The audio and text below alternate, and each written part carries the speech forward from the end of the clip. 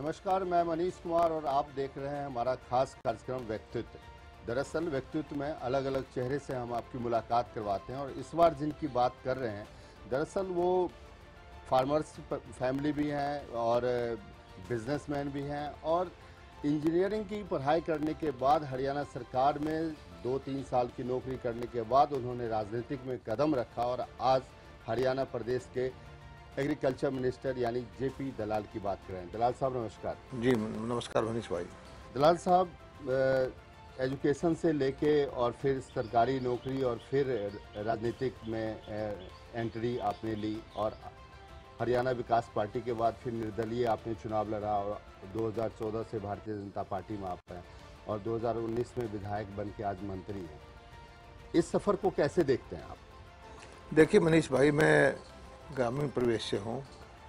मेरे दादा भी सैनिक थे, वर्ल्ड वार में उन्होंने लड़ाई लड़ी।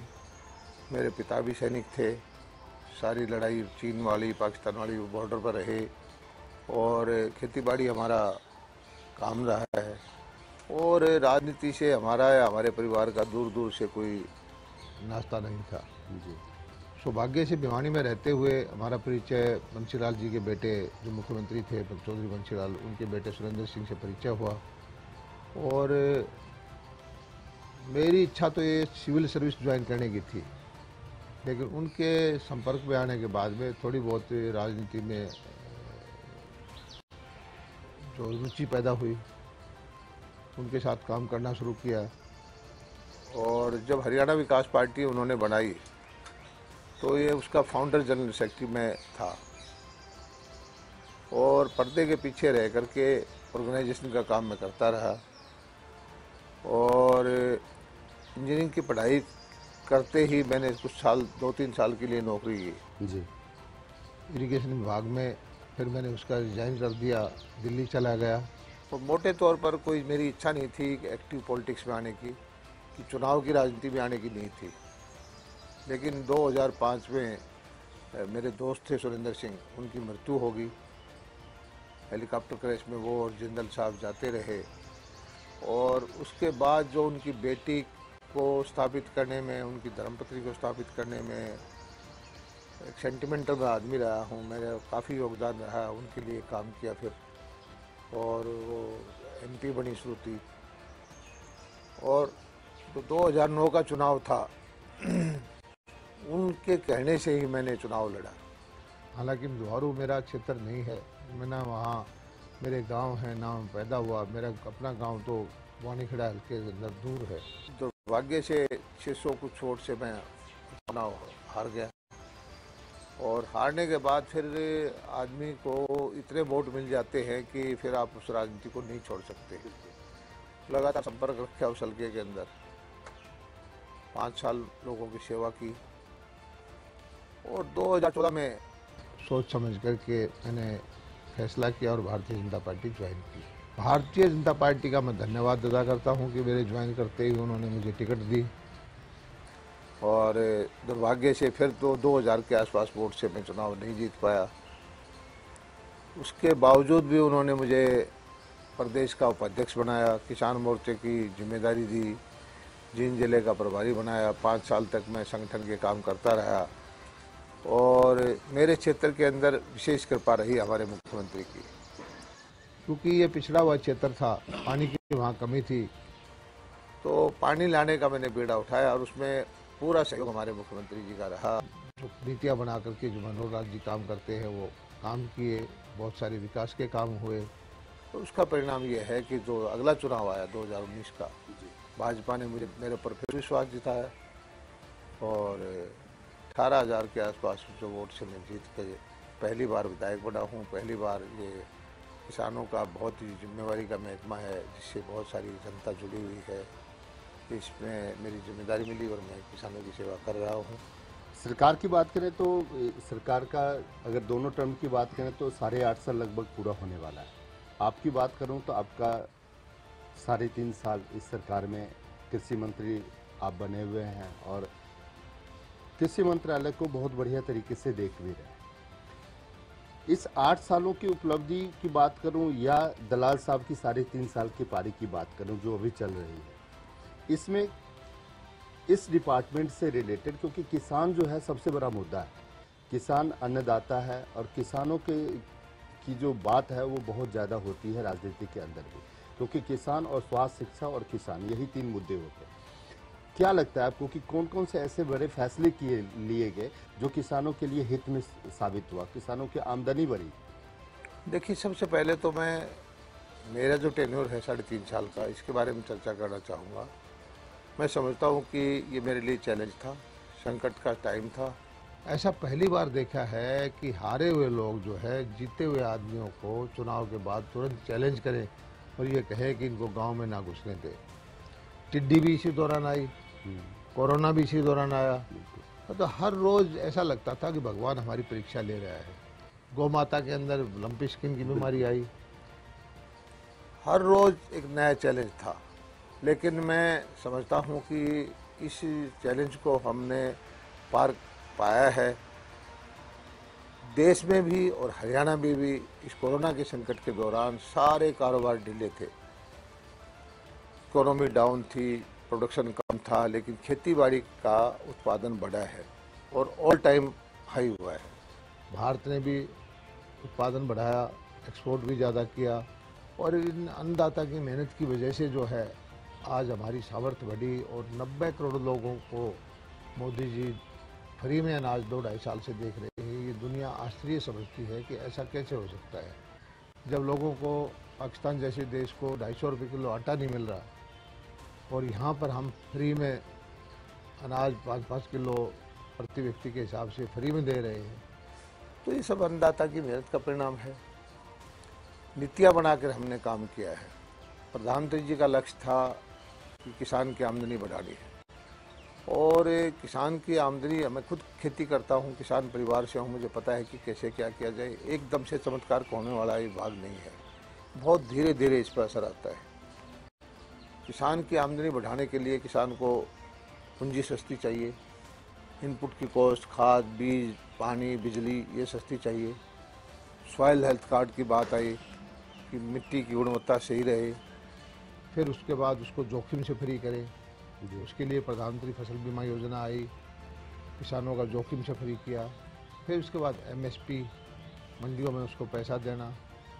तो ये सारे काम हुए हैं और किसानों का सशक्तिकरण हुआ भी है, किसान मानते भी हैं। और सबसे ज़्यादा मैं समझता हूँ कोई अच्छा काम है तो प्रधानमंत्री फसल बीमा योजना है। 2 बार से आपने देखा होगा कि देश के अंदर बगैर बाजरा खरीदे हमने 400 करोड़ रुपये से ज़्यादा एक बार किसानों के खाते में दिए, दोबारा भी 390 करोड़ रुपये दिए। 2014 में जो बजट था भारत सरकार का कृषि का 5 गुना बढ़ा है। लोग कह तो देते हैं कि क्या किया, इतने थोड़े से टाइम में 8 साल में आपने बजट को 5 गुना कर दिया। तो अलग अलग किसान के लिए नीतियाँ हमने और बनाई है कि बागवानी पे हम सब्सिडी दे रहे हैं, पोली हाउस पे सब्सिडी दे रहे हैं, इजराइल की वजह से हमने एक्सीलेंस सेंटर बना रखे हैं और प्रोसेसिंग यूनिट के लिए हम ट्रेनिंग और सब्सिडी दे रहे हैं। और आपको जानकर ये खुशी होगी कि हरियाणा में कोई वाटर बॉडी नहीं है बड़ी, कोई लेक नहीं है, उसके बावजूद 2 लाख मीट्रिक टन मच्छी पैदा करते हैं। मुझे भरोसा है कि हरियाणा जो है किसी को वही स्थान मिलेगा जिसका भी हकदार है। 2022 तक आप कह रहे थे, आपने वही बताया कि किसानों की आय, अगर मछली पालन की बात करें या हॉर्टिकल्चर प्रोडक्ट की बात करें तो उसमें आय बढ़ी है, लेकिन आपने कहा था कि हरियाणा के किसानों की आय जो है 2022 तक जेपी दलाल दुगुनी करेगा। उसमें आपका डिपार्टमेंट कहाँ तक आगे बढ़ा? 2 साल हमारे संकट के थे, मैंने बताया, कोरोना के थे, कोविड के थे, दुनिया के अंदर कोई कारोबार नहीं चले, लेकिन उसके बावजूद हमने किसान कल्याण प्राधिकरण बढ़ाया है। हम किसानों के मेले लगाते हैं, हजारों किसान ऐसे होते हैं हमारे सामने जो कहते हैं कि हमारी आमदनी दुगनी नहीं 10 गुना हुई है। कोई शहद पालने वाले किसान हैं, कोई मशरूम के वाले किसान हैं, कोई और प्रोसेसिंग वाले किसान हैं, कोई मछली पालने वाले किसान हैं, कोई भेड़ बकरी पालने वाले किसान हैं। उनकी आमदनी बहुत ज़बरदस्त बढ़ी है और इसमें लोगों का आकर्षण भी बढ़ा है। और रूटीन की खेती करने वाले, जो परंपरागत खेती करने वाले किसान हैं, उनके भी आप भाव देख लीजिए 2014 में क्या भाव थे। लगभग 2014 से 2022 में हर चीज़ के भाव हमने 60-70%, 80% बढ़ाए हैं। और हमने कोशिश की है कि किसान की एक डीजल पेट्रोल को छोड़ करके जी। खाद की रेट वही रखे, बिजली के रेट वही रखे, पानी उनको फ्री दे रहे हैं, लगभग उसकी जो है स्टेबल रखने की कोशिश की है। क्या लगता है 2024 तक किसानों की स्थिति और सुधरेगी? बहुत ज़्यादा सुधर भी रही है, तो हर साल सुधर रही है। एक तरफ आप कह रहे हैं किसानों को किसी प्रकार की दिक्कत नहीं और किसानों की आय जो है वो दुगुनी होती जा रही, वहीं पर विधानसभा के अंदर विपक्ष के नेता भूपेंद्र सिंह हुड्डा ने आरोप लगाया कि किसानों की यूरिया का खाद जो है वो नहीं मिलता है, यूरिया मतलब ब्लैक हो जाता है। और वहीं पर अगर बात करें तो स्वामीनाथन आयोग की रिपोर्ट लागू करने की बात जो है वो भी कभी ऐसा समय था कि आप लोग ही कांग्रेस पार्टी से सवाल पूछते थे कि स्वामीनाथन आयोग की रिपोर्ट जो है वो लागू कब होगी, और आज भारतीय जनता पार्टी केंद्र में भी सरकार है और हरियाणा में भी सरकार है। राहुल गांधी, भूपेंद्र सिंह हुड्डा लगातार इसको लागू करने की मांग कर रहे हैं। तूल पकड़ता जा रहा है मामला, ये कैसे देख रहे हैं आप? देखिए, किसानों के मुद्दों के गहराई से जांच करने के लिए स्वामीनाथन जी थे, जो प्रसिद्ध वैज्ञानिक थे, कृषि वैज्ञानिक, उनके अध्यक्षता में आयोग बना था। उसने अपनी रिपोर्ट भी दी थी और कांग्रेस की सरकार में 3 साल वो रिपोर्ट ठंडे बस्ते रखी थी, उन्होंने कोई चीज़ नहीं मानी। हमारी सरकार आई तो हमने उसको लागू किया, एक चीज़ को छोड़ करके। एक C2 फार्मूला था कि भाई खेत की ज़मीन का जो ब्याज नहीं दे सकते, क्योंकि मान लीजिए गुड़गांव में ज़मीन है, फरीदाबाद में ज़मीन है, सोनीपत में ज़मीन है, 1 करोड़, 2 करोड़, 5 करोड़ रुपए की ज़मीन है, अब उसका ब्याज तो 50 लाख रुपए हो जाएगा। अब ऐसी तो कोई हमारे पास फार्मूला नहीं है कि 50 लाख रुपए की आमदनी की फसल का कोई कर दे। बाकी जो है सारे इनपुट डाल करके स्वामीनाथन जी ने खुद भी कहा है कि मोदी जी ने मेरी रिपोर्ट को माना है। दूसरा आई बात यूरिया की। कोरोना के संकट के अंदर हमने 3-4 हज़ार रुपये का बैग विदेश से आयात करके 266 रुपये में किसान को दिया है। भारत सरकार की सब्सिडी जो 60-70 हज़ार करोड़ रुपये होती थी, 2.5 लाख करोड़ रुपये पहुंच गई। किसान के अपने ऊपर बोझ नहीं डाला। किसान जानता है इस चीज़ को। हम हाथ जोड़ के नमन करते हैं भारत के किसान को, हरियाणा के किसान को, कि उनका आशीर्वाद हमारे साथ है। एक बार नहीं, बार बार वो हमें आशीर्वाद देते हैं और ये समझते हैं कि किसान समझदार नहीं है। हमें किसान की समझदारी पर पूरा भरोसा है। हमें जो उन्होंने मौका दिया है सेवा का, पूरा शिद्दत के साथ हम उनकी सेवा कर रहे हैं और करते भी रहेंगे। और हम तो भगवान से प्रार्थना ही करते हैं कि किसानों का आशीर्वाद हमारे ऊपर यूं ही बना रहे।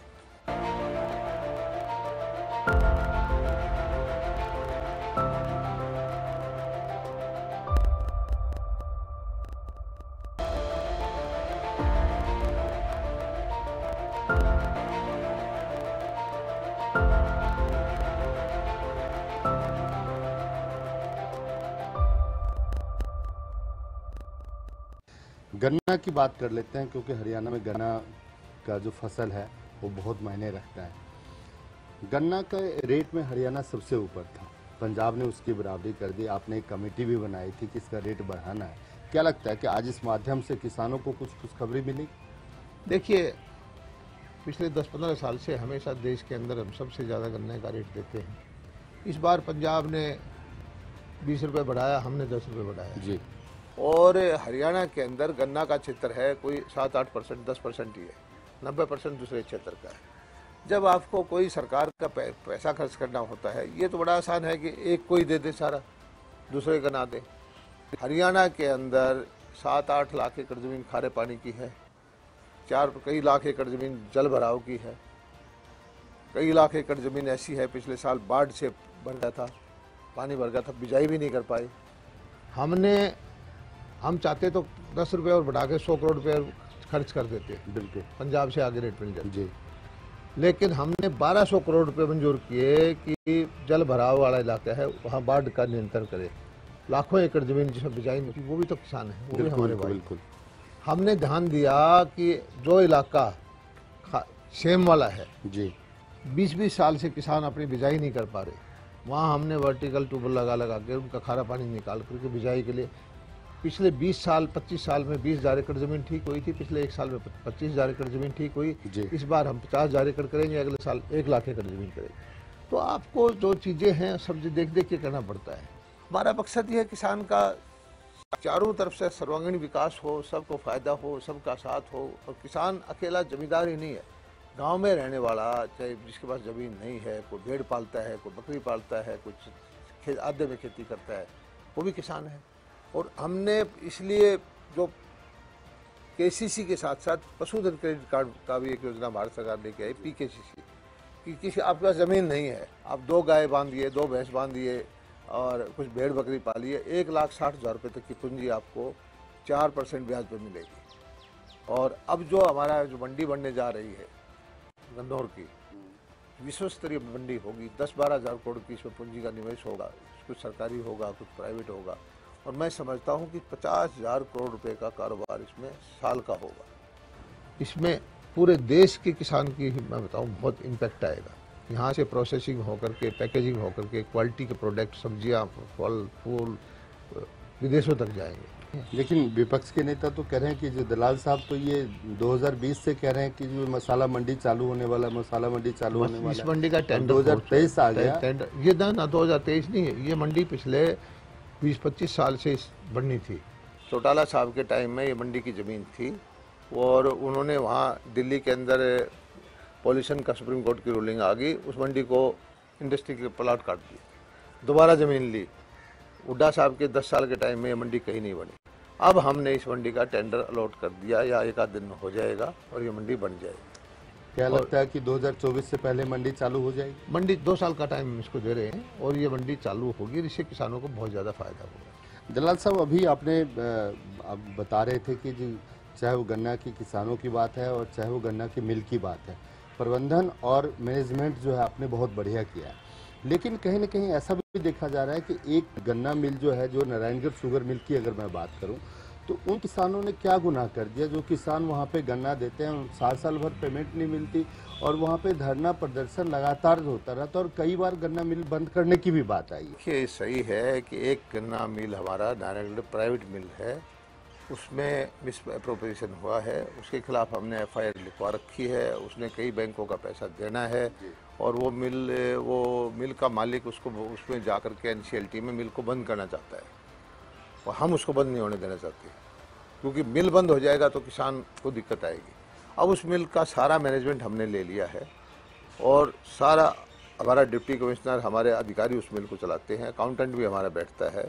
और ये सही है कि एक मिल ऐसा है जिसकी पेमेंट डिले होती है, लेकिन फिर भी मैं कहता हूँ कि हरियाणा के गन्ना किसानों को जितनी जल्दी पेमेंट मिलती है, देश में कहीं नहीं मिलती, उसकी भी पेमेंट हम थोड़ा सा लेट होती है लेकिन टाइम टू टाइम करवाते रहते हैं। एक और इसी से लगता हुआ सवाल है कि कुछ किसानों ने हमारे से भी बात की थी कि उनकी ज़मीन जो है, शुगर मिल के मालिक ने उनकी ज़मीन बैंक में रहना रखवा के और वहाँ से पैसा लेके मिल चलाया और आज वो मिल बंद होने की स्थिति पे है। और उन किसानों को बैंक जो है, बैंक का नाम भी उन्होंने लिया था कि यूनियन बैंक ऑफ इंडिया जो है वो लगातार उनको नोटिस दे रही है। ये मिल मालिक ने बहुत सारे फ्रॉड किए हुए हैं, उस पर जांच चल रही है, FIR दर्ज है, क्रिमिनल प्रोसीडिंग चल रही है और हम किसानों के साथ खड़े हैं और जो फ्रॉड उसने किया है वो जेलों के पीछे होगा और किसान का हम कुछ बिगड़ने नहीं देंगे। तो क्या दलाल साहब उन किसानों को उस स्थिति से निकाल पाए? किसान भोला है, किसान को किसान मुझे समझे, किसान के सिग्नेचर गारंटर में उन्होंने करवा लिए। हाँ, मिल प्राइवेट है, किसान को कराया तो किसान के साथ हम खड़े, किसान के साथ जाति नहीं होने देंगे। ठीक है दलाल साहब, कुछ राजनीतिक बात कर लेते हैं कि हरियाणा में 3 उपचुनाव हुआ, 2020 के बाद 3 उपचुनाव हुआ, 3 में भारतीय जनता पार्टी 1 सीट जीती है। कहा जाता है कि जब सत्ता जिसकी होती है, उपचुनाव का जो रिजल्ट होता है वो उसी के खाते में जाता है। अगर उसके विपरीत जाता है तो कहीं न कहीं सरकार की नाकामी दिखती है। विपक्ष के नेता इसी जीत के सहारे कह रहे हैं कि 2024 में कांग्रेस की सरकार बनेगी। आपने देखा कि विपक्ष आपके समक्ष कार्यक्रम चल रहा है, भारत जोड़ो यात्रा चला, हाथ से हाथ जोड़ो यात्रा चला। कैसे देखते हैं आप कि कितनी बड़ी चुनौती आ रहा है आपके सामने? अरे मैं समझता हूँ ना देश में ना हरियाणा में कोई चुनौती नहीं है। भारत जोड़ो यात्रा का जो तमाशा इन्होंने किया, एक बार तो मुझे लगता था कि कुछ न कुछ प्रभाव पड़ेगा, लेकिन राहुल जी की जो टी-शर्ट में ज़्यादा लोगों की रुचि थी कि सर्दी के महीने में -डिग्री टेम्परेचर में ऐसा कौन सा फार्मूला है कि वो एक टी-शर्ट में चलते हैं। ऐसा है कि हरियाणा का किसान अच्छी तरह समझता है कि 2009 से पहले क्या हालत थी, क्या क्या सुविधाएं उनको मिलती थी। आज की जो सरकार है भारतीय जनता पार्टी की और पुरानी सरकारों में मूलभूत फर्क है। हम सेवा करने वाले लोग हैं, हम जनता को मालिक समझते हैं, अपने आप को नौकर समझते हैं, और उनकी मानसिकता ये है कि वो समझते हैं कि सत्ता का अधिकार उन्हीं को है, कुछ परिवारों को, चाहे गांधी परिवार हो या स्टेट के अंदर छत्रप हैं। वो सेवा करने वाले लोग नहीं है, वो अधिकार समझते हैं कि जनता जो है सिर्फ वोट है और वो एक राज परिवार से अपने आप को मानते हैं। भारतीय जनता पार्टी के अंदर ऐसा नहीं है। हम जो है पूरी तरह से जिम्मेदारी से जहाँ जिसको जो काम मिलता है उसको निभाते हैं, और उसी का परिणाम है बार बार चुनाव के अंदर जनता हमें आशीर्वाद देती है। एक सवाल ई टेंडरिंग से भी कर लेते हैं। सरपंच जो ई टेंडरिंग का आपने देखा कि लगातार विरोध हो रहा है, कुछ 2-3 दिन पहले सरपंच जंतर मंतर पे भी धरना दे रहे हैं ई टेंडरिंग को लेके भी, और जो पोर्टल आप काफ़ी सारा योजनाओं का पोर्टल बनाते हैं आप लोग कि सब चीज़ ऑनलाइन हो। मुख्यमंत्री जी कहते हैं कि जो सभी पारदर्शिता जरूरी है, इसलिए हम पोर्टल बनाते हैं। लेकिन विपक्ष के नेता भूपेंद्र सिंह हुड्डा कहते हैं कि जिस दिन मेरी सरकार आएगी सबसे पहले इन सारी चीज़ों को ख़त्म कर दूंगा। इन्होंने तो ई टेंडरिंग और पोर्टल बना के एक बीच में ठेकेदारी प्रथा ला दिया।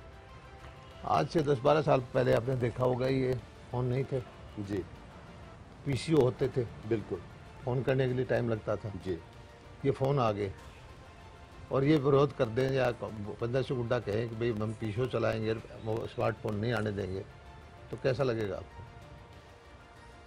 ज़माना बदल रहा है, टेक्नोलॉजी बदल रही है और अपारदर्शिता आ रही है, और जो भी काम हम करते हैं लोगों के हित में करते हैं।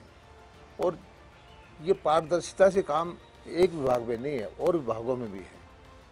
और ये एक हेल्दी डेमोक्रेसी के लिए अच्छा है कि धीरे धीरे सिस्टम मजबूत हों, संस्थाएं मजबूत हों, और हर आदमी को पता हो कि मेरा काम कैसे होगा, मेरा तरीका क्या है, मेरा हक क्या है, मुझे कैसे मिलेगा। किसी की कोई पिक एंड चूज की पॉलिसी ना हो, और ये हो रहा है। और कुछ लोग जो हैं, अब हरियाणा के अंदर 6-4.5 हज़ार सरपंच हैं, आपको भी पता है, इसमें से 80-90% सरपंच का काम शुरू कर दिया है। 10% हो सकता है कि वो उनकी विपक्ष की पार्टियों की तरफ झुकाव हो, उनके इशारे पे वो काम कर रहे हो। लेकिन मेरी तो उनसे भी उम्मीद है कि भाई आपको जनता ने चुना है, विकास के काम करने के लिए चुना है, और तरीका कोई भी हो, करना तो सेवा ही है, तो आप करिए काम। गठबंधन की बात कर लेते हैं। 3.5 साल से आपका गठबंधन जेजेपी के साथ बना हुआ है, और आगे लोकसभा चुनाव आने वाला है। अमित शाह जी करनाल में आके बोले कि 10 की 10 सीटें जीतनी है। कौन सा ऐसा मूल मंत्र था, और क्या चुनाव जो है वो गठबंधन के साथ ही लड़ा जाएगा? देखिए, ये हमारी जो राष्ट्रीय स्तर पर ये फैसला होगा, क्या होगा क्या नहीं होगा, अभी तो हमारी सरकार ठीक चल रही है और मिलजुल कर काम कर रहे हैं। आगे क्या होगा ये मेरे उसमें नहीं आता। मेरी विपक्ष लगातार सरकार के ऊपर भ्रष्टाचार का आरोप लगाती है। ओम प्रकाश चौटाला भी कहते हैं कि ये तो लूट खसोट की सरकार है। भूपेंद्र सिंह हुड्डा कहते हैं कि ये तो भ्रष्टाचार में लिप्त सरकार है, जो चीज़ उठा लो उसी में भ्रष्टाचार है। आप कैसे देखते हो इन तमाम मुद्दों को लेके? किसान की बात करें तो किसान के लिए वो कहते हैं कि जो आप रेट दे रहे हो उसके साथ अभी जो फसल खराबी हुई है उसमें बोनस भी देना चाहिए। आपके बगल में पंजाब सरकार जो है 15,000 रुपये का ऐलान कर चुका है। कैसे देखते हैं ये तमाम जो आपके सामने जो चुनौती आ रहा है, इस चुनौती से क्या भारतीय जनता पार्टी निकल पाएगी? देखिए, अनियमितता या गड़बड़ कोई होती है तो हम ही पकड़ते हैं। 8-8.5 साल में विपक्ष ने कोई ऐसी चीज़ खोज नहीं की। हम पकड़ते हैं, हम कार्रवाई करते हैं, फिर वो कहते हैं कि हाँ ये चीज़ हुई है। हम सज़ा भी देते हैं, कानूनी कार्रवाई भी करते हैं, हम चीज़ों को छिपाते नहीं हैं। और हम ये भी नहीं कहते कि हमारे यहाँ 100% चीज़ ठीक हो रही है। एका दुक्का कोई गड़बड़ होती है तो हम उसको पकड़ देते हैं, व्यवस्था हमने बना रखी है, उसको सज़ा भी देते हैं। और हमारा मकसद ये है कि बिल्कुल पारदर्शी शासन व्यवस्था हो, और जो गलत करेगा उसको, चाहे कोई हमारा हो चाहे पराया हो, कैसे कितना ही बड़ा हो, उसको बख्शा नहीं जाएगा। बहुत बहुत धन्यवाद दलाल साहब। तो दरअसल आज के इस व्यक्तित्व कार्यक्रम में हमारे साथ हरियाणा के कृषि व मत्स्य मंत्री जेपी दलाल थे, और इन्होंने कहा कि जैसे इनका जीवन शुरू हुआ पढ़ाई करके इंजीनियरिंग किया इन्होंने और इंजीनियरिंग करने के बाद राजनीति में इंजीनियरिंग करने के बाद इन्होंने सरकारी नौकरी करी और सरकारी नौकरी करने के साथ साथ इन्होंने फिर नौकरी छोड़ने के बाद राजनीति की सफल शुरुआत की और हरियाणा विकास पार्टी के बाद भारतीय जनता पार्टी में अब विधायक बनने के बाद हरियाणा के कृषि मंत्री बने हुए हैं। इन्होंने कहा कि दरअसल विपक्ष जो है वो कहीं न कहीं अपने आप को सरकार समझती है, लेकिन हम तो जनता के नौकर हैं, यानी जनता हमें सेवा करने का मौका दे रही है और हम जनता की सेवा कर रहे हैं। विपक्ष जितने भी आरोप लगाता है वो कहीं न कहीं वो निराधार साबित होता है, क्योंकि भ्रष्टाचार जो है सरकार है, सरकार में 1-आधा% कहीं न कहीं कोई चीज़ होती है तो उसकी उजागर जो है विपक्ष के किसी साथी ने आज तक नहीं कर पाया। हम ही उसको पकड़ते हैं और हम ही उसको सजा देते हैं। वहीं पर गठबंधन के सवाल पे इन्होंने जवाब दिया कि पार्टी हाईकमान का फैसला होता है कि क्या होगा, लेकिन आने वाला समय भी 2024 भी भारतीय जनता पार्टी जरूर जीतेगी। धन्यवाद।